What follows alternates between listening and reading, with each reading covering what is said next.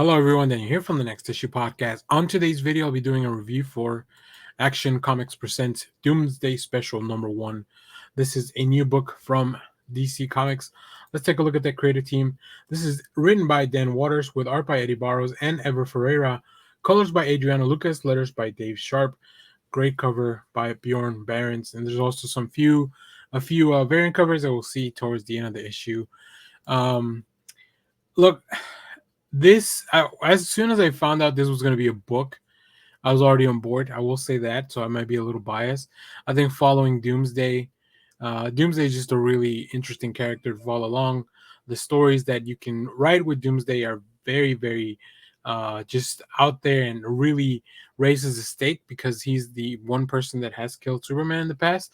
Also, Dan Waters been doing some really amazing stuff throughout different issues that he's done, different series on DC Comics. So I was very much on board for this one. But let me give you a quick synopsis, then we'll talk more about this. Doomsday rules in hell. It is a creature beyond reason and the only force in the universe strong enough to kill Superman. It's Doomsday, the living embodiment of death, destruction, and evolution. In the wake of Dark Crisis and the Lazarus Planet, King Doomsday now sits on a throne of skulls across the river of blood, holding court over demons that swarm in the depths of hell. And he may have just found the way to back to the land of the living. It is now up to Supergirl and Martian Manhunter to drive back the beast and see that he never returns again to our earthly plane, even if they must die to do it. Plus, we have the return of Bloodwind, the debut of the Doom Hounds, and the clue for the next big Superman event. So, yeah, if you're involved in the Superman books, you want to check this one out. So, I really like this concept of Doomsday being in hell and hell being a place where he can continuously evolve and grow and gain power, because that's kind of like Doomsday is that being, right?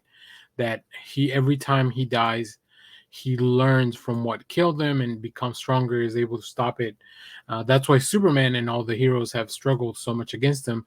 Now, obviously, it really depends on who's writing as to how far they'll stretch that. But I think Doomsday in Hell, sitting at like Doomsday being the ruler of Hell, even just learning how he got there is a really appealing concept. So let's take a look at some of the art. I think the combination of two different artists really plays out well, because they really changed the setting. I'm not exactly sure which pages are done by which artist, but I did notice a change in the art. From wherever we were, whether it's here with Kara's nightmare as she's remembering and talking to Clark, or when we're looking at maybe some flashbacks and some like just a little bit of imagination, and then even bringing in Martian Manhunter, who's a character that I hadn't seen much around in the DC universe outside of his own series that we had a while back. So very glad to see him back. I know he was in the previous iteration of the Justice League, but that's been a while, really, since before Dark Crisis. So really good to see Martian Manhunter at the forefront of a story. And then, as I mentioned, we have the backup story, which really just serves to introduce and reintroduce and hint at a lot of the things that DC is planning going forward with Superman. So that's really, really fun stuff. I really enjoyed this one. This is just I love when a special really captures and tells you a full story, plus leaves you wanting for a little more. I think that's what these annuals and what these one shots and these specials should really do. And then when you grab one and you make it about Doomsday, I mean, you really capture my full attention there. So highly recommend this one, especially for Superman fans. So if you have read this, let me know what you thought about it down in the comments. As always, thank you for watching, everyone. Remember to share, like, subscribe, hit the bell so you know when we go live. That is most Saturdays, 10 a.m. Central Standard Time. Stay tuned. We have more comic reviews, trailer reactions, TV recaps, all that fun stuff here in the channel. Thanks for watching, everyone. Bye-bye.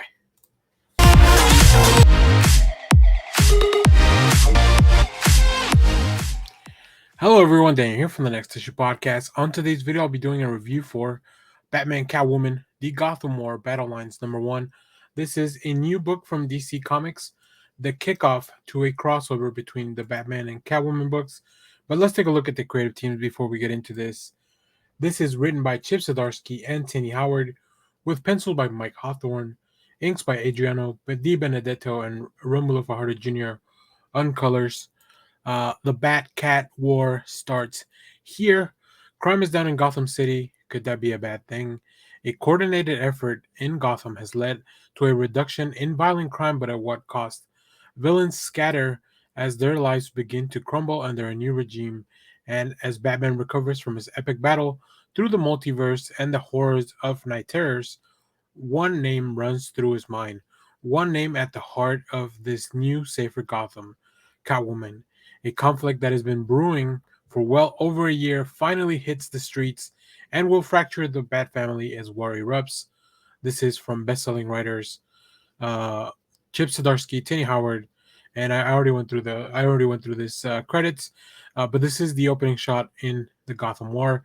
So one caveat I will tell you, I recommend reading the last Night Terror's Night's End, the conclusion to that event. If you're reading that, I would recommend reading that before this book. You don't have to, but it doesn't have any spoilers except for like the Batman part of that event. So if you don't want, if you don't want any spoilers for that, I would recommend to read that first and then read this. But this is a must-read book. Multiple reasons. First of all, we have an stellar team behind the pages, right? I think this confrontation between Batman and Catwoman has definitely been hinted at multiple times throughout all the books, everything that's been going on. I think that it's been a really subtle approach to telling that story, but it's definitely there. I think also the concept is very fun. We have a new approach to reducing crime in Gotham that it's not fully above board, like it's not fully like by the book, but it's still very interesting. And I think anytime you pit Catwoman versus Batman, especially because of their long relationship and all the issues they've had and they shared, and everything that's been going on with them in the past few years or even decades, it's a really interesting conflict that arises. Also, Mike Hawthorne, you saw his art in a previous era, in a previous arc in the Batman book, and he's back, and it's a great. I think he's a great artist to capture this feeling of like the underground of Gotham in a more serious tone. So really enjoyed that. So let's take a look at some preview art so you can see what I'm talking about. We start here with just a random henchman he's worked for the Riddler, Freeze, Professor Pig. It doesn't matter who they work for, like their lives suck. Like all these henchmen, like their lives suck, and that's really captured here in these first couple of pages, right? How tough it is, but it looks like there may be a brighter future, or at least a better option for the henchmen around Gotham. Then we move on to kind of catch up with what Batman's doing, in case you hadn't been reading.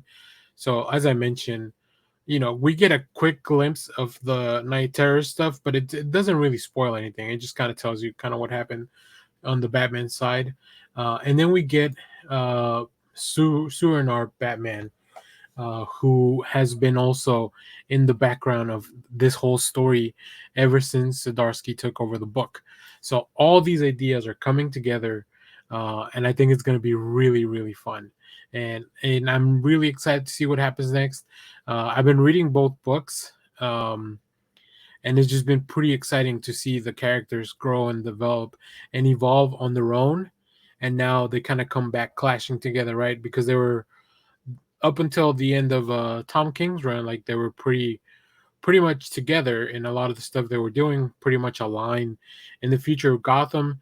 But then stuff happened with Tynion's run with the Fear State, and they've been through a lot of stuff in the past few months and even years. So seeing Catwoman go up against Batman, how does the Bat family react to what's going on? Having to maybe go against what Batman's wishing to do. Batman, I feel he has a very binary view on crime, whereas it looks like we may be taking a more nuanced approach in this book. So, really interesting stuff. I love to see the Bat family also get together. So, stay tuned for that. I don't know exactly what all books this will cross over, but follow along on the channel. We'll definitely talk more about the Gotham War as it unfolds in the next couple of weeks and months. So, If you have read this, let me know what you thought about it down in the comments. As always, thank you for watching, everyone. Remember to share, like, subscribe, hit the bell so you know when we go live. That is most Saturdays, 10 a.m. Central Standard Time. Stay tuned. We have more comic reviews, trailer reactions, TV recaps, all that fun stuff here in the channel. Thanks for watching, everyone. Bye bye.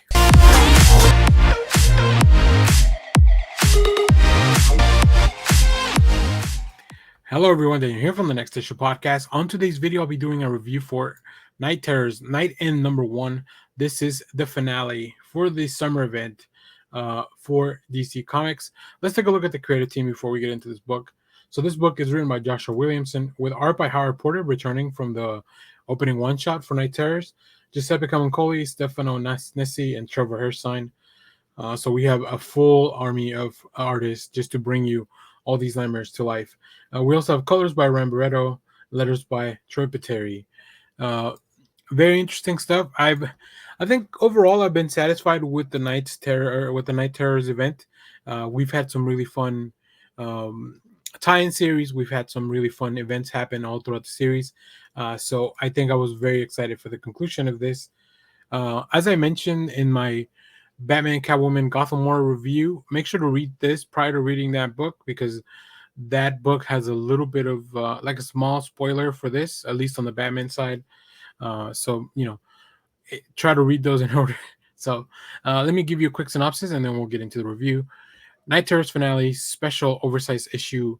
Batman, Superman, and Wonder Woman, along with the DCU's other heroes, have escaped the Nightmare Realm, only to find the Nightmare League has followed them home. The entire world has become engulfed in horror, and the last person standing to take down Insomnia is Deadman. But does he want to? And don't miss the exciting ending that continues the Dawn of DC mystery that introduces a new character. I won't even tell you who it is. They have it in the synopsis. I won't even say it because I think it's a really fun reveal.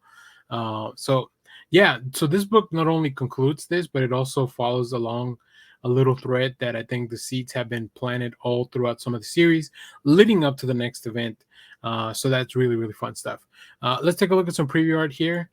Howard Porter coming back to do more Nightmare stuff is just an amazing choice. I think his style really lends itself to a book where at first glance everything looks kind of normal and matter of fact, but then as you look further into the details, like things are really weird and actually there's something wrong with everything here. And that's kind of what shows us here in these first few opening pages. I love this splash page of the family. Like, yeah, sure, everything's normal, except that, oh yeah, all the nightmares also crossed over. And this is what Insomnia wants. He wants people to be afraid of the Justice League. So we'll, stay tuned in this one to see if he succeeded and what happens. But this was a fun event.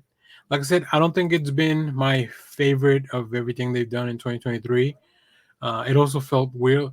Like the summer feels like a weird place to drop something like this, but I'm sure DC has its own plans. My initial thought was that maybe they want the collection to drop by Halloween to have a horror book out in major retailers and stuff like that. But I don't know. That's just my speculation. But overall, I enjoyed this. Like, it was a fun. Some of the tie-in series were really fun. Some of the concept that they presented, although they were inconsequential to the larger story, they were still really fun to explore. And I think they've really pushed some boundaries as to like what you can do with the DC universe when it comes to horror. Also putting at the forefront the characters like Deadman, and then Sandman, Wesley Dodds. Like, that's really cool. Like, I love that stuff. And then getting artists to create these nightmare versions of the Justice League and then bringing them to the real world. Like, at any point, these can be revisited, which is really cool. So yeah, I think overall this event did a lot more that I enjoyed, even though it wasn't perfect and it had a few flaws. But including the release, like, it was really weird that they wouldn't just do Night Terrors 1 through 6. They did like an opening one shot and then 4 issues and then this closing one shot, which makes sense commercially, but as a reader, it's so much of a pain in the butt, especially if you're not somebody that's plugged in week to week. So yeah, most of my complaints were not even about the story itself or the book. It was just more about how this was presented to the audience. So If you have read this, let me know what you thought about it down in the comments. As always, thank you for watching, everyone. Remember to share, like, subscribe, hit the bell so you know when we go live. That is most Saturdays, 10 a.m. Central Standard Time. Stay tuned. We have more comic reviews, trailer reactions, TV recaps, all that fun stuff in the channel. Thanks for watching, everyone. Bye-bye.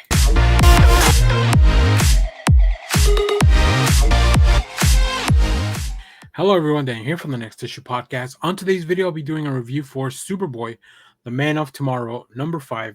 This is a new book from DC Comics. And before I even get into the creative team, holy shit, I love this homage to the Death of Superman cover that I believe is January Lindsay. Fantastic stuff. So let's go take a look at the creative team so we can talk more about this great series. So we have Kenny Porter on writing duties, January Lindsay on art, color, and the cover, and Lucas Gattoni on letters. So this is the 5th issue. I believe there's only one more for this series, so you have time to catch up. Let's talk about the synopsis here. Connor Kent stranded in the cosmos.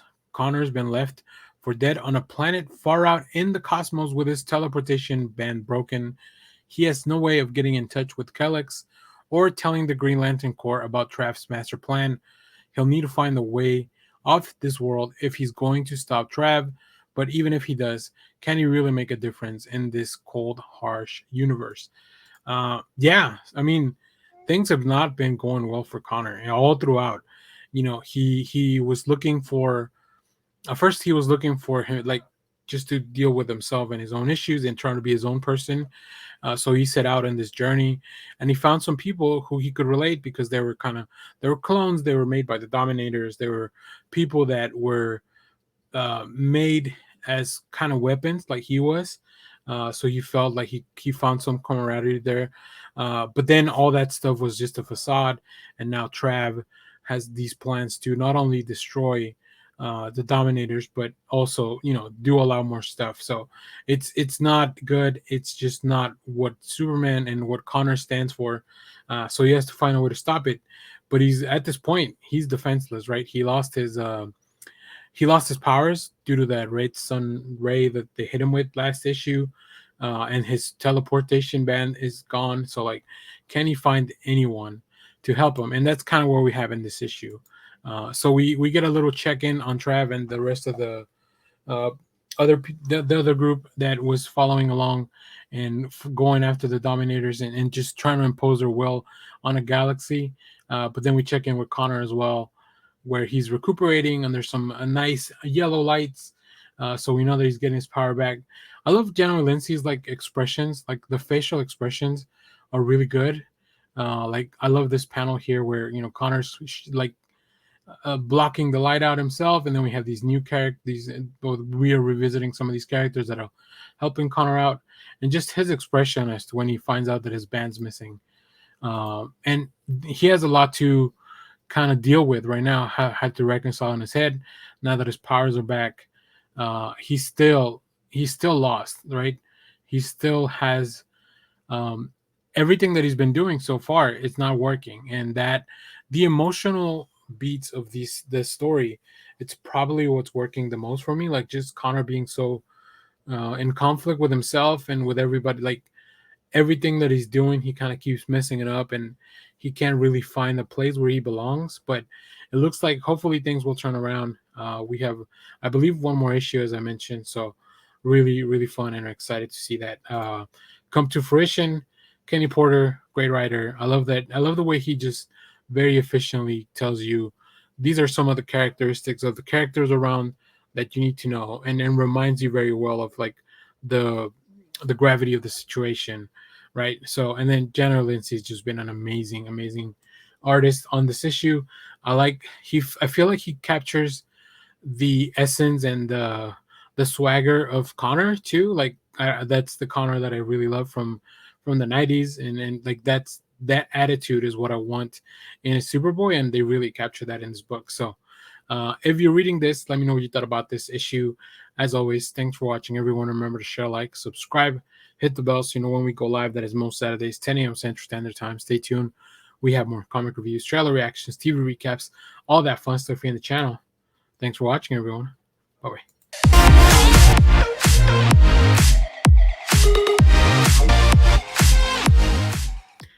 Hello, everyone that you're here from the Next Issue Podcast. On today's video, I'll be doing a review for The Riddler, Year 1, Issue number 6. This is the finale of this series. And boy, what a book it's been. But let's talk about the creative team before we get into this. Written by Paul Dano with art by Steven Subic, letters by Clem Cowell.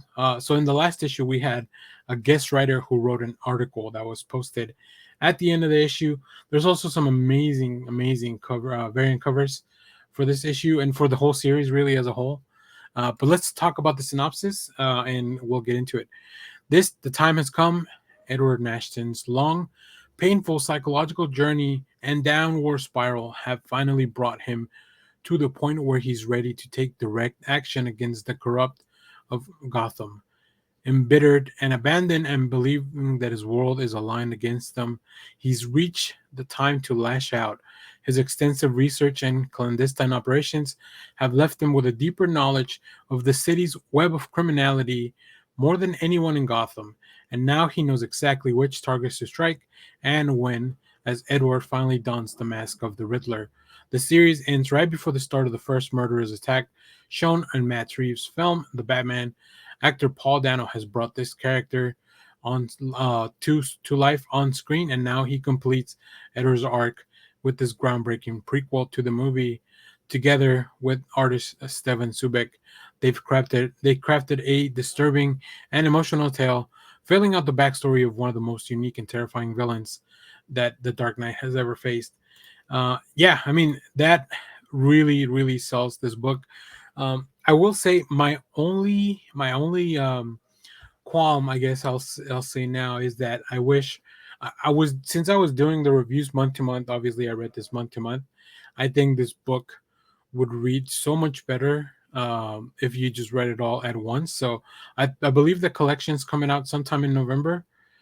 So if you haven't read that, make sure to pick. If you're not picking up the issues monthly, and somehow you're watching this video, pick up the collection. I highly recommend it. I'm going to pick it up anyways, even though I got the singles, because I'm sure it's going to look cool as hell. I'm sure it's going to be a nice hardcover because this is a movie tie-in, and DC is really pushing those kind of things. Um, and I would even say on the reread, I would probably just read this and go right into the movie, as the synopsis said. Like the book really flows really well into that. Um, and I think Paul Dano, more than anyone, probably knows what this character feels like and what he sounds like in a page. So I think he really brought that to life here in this book. Combined with Subik's amazing artwork that feels off kilter and not fully complete. Like it feels like a fuzzy memory, like you're retelling this in like something. It has a feel like that. It definitely also has a very gritty feel, like the movie itself. So let's take out some preview art so you can see what I'm talking about. As we kind of dropped here, Edward is trying to help this one person escape. I won't go too much into details as to who she is, so you can kind of, if you've seen the movie, you probably know a little bit of what's going on, but I'll leave it vague in the review. And then we get to see a little bit of a tour of Arkham, where it was an orphanage and now it's kind of an abandoned place, as we've seen in the film.